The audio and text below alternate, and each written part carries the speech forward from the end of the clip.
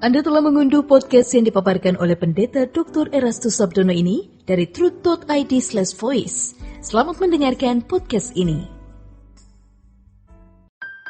Shalom saudara sekalian, salam sejahtera dalam kasih Tuhan kita Yesus Kristus. Kebenaran hari ini 22 Juni berjudul Fantasi dalam Gereja. Saudara, banyak orang juga berpikir bahwa di gereja orang Kristen dapat atau pasti bisa bertemu dengan Allah. Hal ini sebenarnya akibat pengaruh agama-agama lain di mana mereka lebih meyakini bahwa Allah atau Dewa berada di tempat-tempat suci yang khusus. Di tempat-tempat khusus tersebut mereka biasanya mengadakan ritual upacara agama atau seremonial agama. Dengan konsep ini maka banyak orang Kristen berpikir bahwa Tuhan lebih bisa ditemukan di gereja daripada di tempat lain. Paling tidak di gereja Tuhan lebih mudah ditemui sebab Ia suka berada di gereja. Itulah sebabnya ada larangan bicara keras-keras di gereja walaupun tidak ada orang sedang berdoa atau mengadakan kebaktian.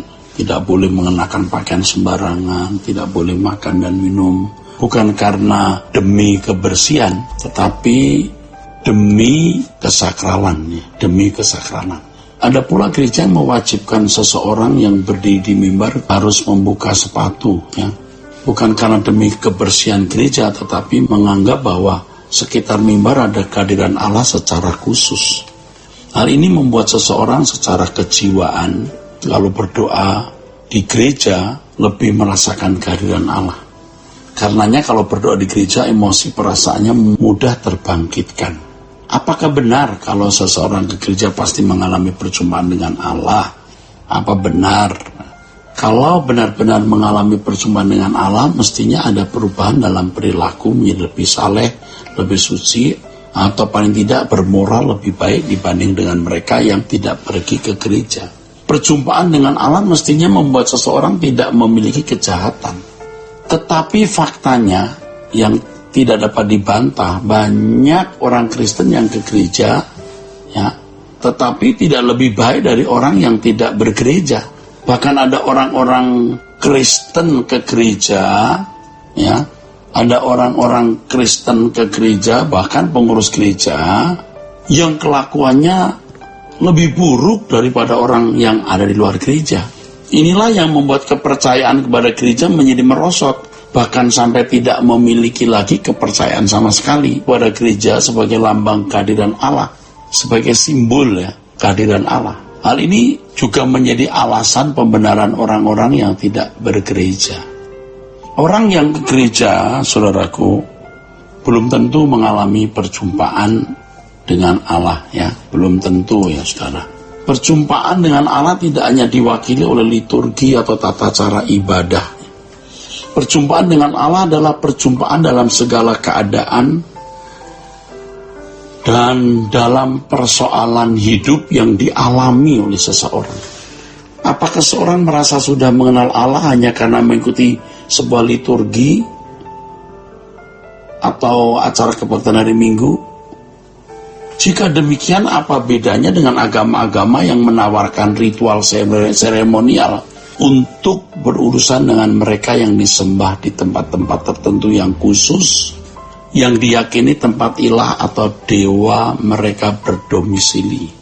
Liturgi menjadi alasan sudah bertemu dengan Tuhan, justru membodohi jemaat, sehingga jemaat sudah merasa puas menjadi orang Kristen yang rajin ke gereja.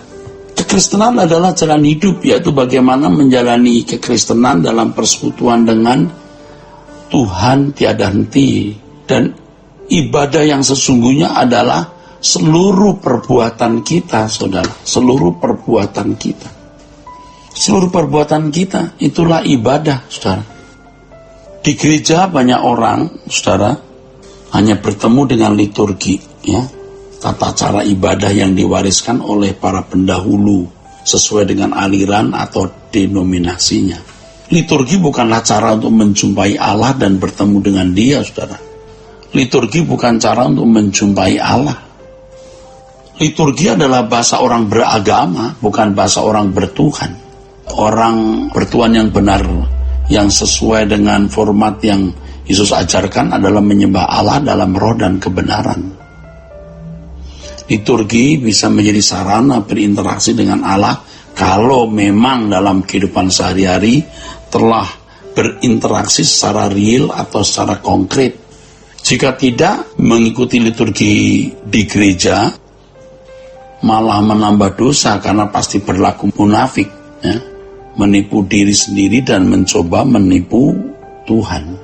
Ya, penjelasan ini bukan bermaksud hendak mengemukakan bahwa pergi ke gereja tidak perlu. Tetapi yang terutama harus dipenuhi adalah perjumpaan dengan Allah dalam segala keadaan dan persoalan hidup yang kita alami, saudara. Itu yang penting. Dalam liturgi seseorang menyatakan pengakuan atau kredo sesuai dengan kehidupan iman yang dijalani, ya. Jadi dalam liturgi seorang menyatakan pengakuan atau kredo sesuai dengan iman yang dijalani, ya saudara. Kalau tidak ada kehidupan iman yang dijalani, maka liturgi menjadi sandiwara. Liturgi kekristenan yang sejati berlangsung sepanjang waktu hidup yang dijalani dalam seluruh perbuatan serta perilaku. Perbuatan yang sesuai dengan pikiran dan perasaan Allah adalah liturgi kehidupan yang mutlak harus dialami. Dengan kehidupan seperti itu, seseorang barulah benar-benar bisa mengalami perjumpaan dengan Allah. Ketika bertelut, berdoa, benar-benar bisa berdialog dengan Allah, saudaraku. Ya. Gereja menjadi tempat seseorang menyaksikan dan mengucapkan pengakuan atau kredo warna kehidupannya setiap hari. Orang-orang yang tidak memiliki kehidupan seperti ini berarti orang Kristen palsu, hidup dalam kemunafikan, saudara. Ya. Mereka tidak mengalami perjumpaan dengan Allah.